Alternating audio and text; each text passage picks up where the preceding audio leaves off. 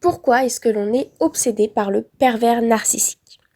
Alors c'est une question auquel il est très difficile de répondre, mais ce que j'ai constaté, c'est que le pervers narcissique joue l'effet d'une drogue sur nous.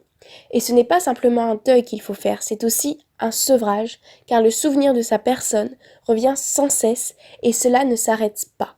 Et c'est ça qui est vraiment difficile. Comme une drogue, au départ, nous sommes conquis parce que l'on se sent revivre. Ça joue l'effet d'une bombe. Ça pimente notre vie. On sent que plus rien ne pourra nous atteindre. Puis, à la manière dont on continue de fumer, dans l'espoir de retrouver ces sensations intenses, on continue de penser au pervers, dans l'espoir que le moment de love bombing continue. Alors on y repense, encore et encore, comme on fume encore et encore. La sensation qui nous fait vivre au départ est analogue au moment où l'on est contenu par la mère. Bébé, la mère nous contient, nous enveloppe, nous donne de l'amour, de l'affection et répond à nos besoins. Nous sommes en fusion avec elle. Puis on vérifie sans cesse sa présence. On s'assure qu'elle est bien là, à côté de nous, qu'elle ne laissera jamais tomber.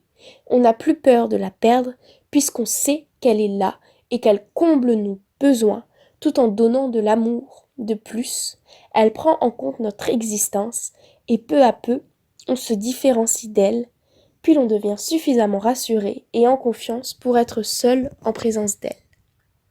Le pervers narcissique nous fait revivre le début de cette fusion. On se sent totalement magnétisé par lui, on est totalement absorbé. Puis au moment où ce n'est plus lui qui est dépendant de nous, mais que l'on commence à s'intéresser à lui, eh bien subitement, il part. Il fuit et tout s'arrête. La fusion s'arrête. Tout ça est vécu comme un choc, un arrache-cœur. On se sent arraché de quelque chose de façon subite et c'est ça qui est très traumatisant. Car notre cerveau va y voir une incohérence. Il ne va pas comprendre la situation dans laquelle nous met le pervers, puisqu'il nous fait immédiatement revivre l'expérience de la fusion avec la mère, avec évidemment une grosse différence.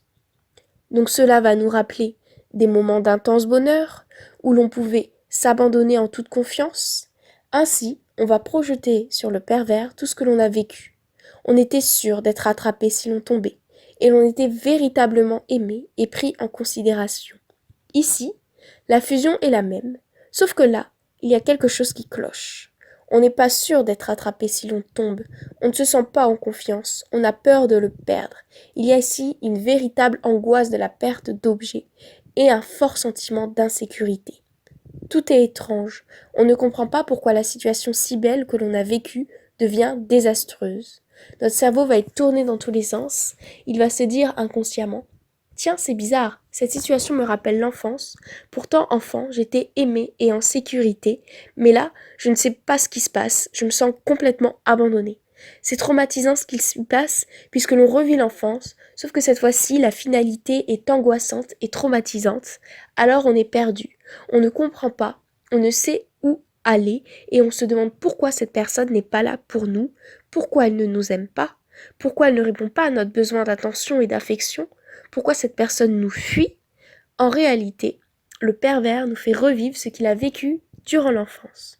Cela ne veut pas forcément dire qu'il n'a pas été contenu par sa mère, mais en tout cas qu'il a ressenti cette angoisse de perte, peu importe son origine, et qu'il va nous faire revivre à la fois son délire de fusion, car il ne s'est pas différencié de sa mère, et en même temps l'arrachement qu'il a vécu par la suite. Et c'est cela qui est traumatisant.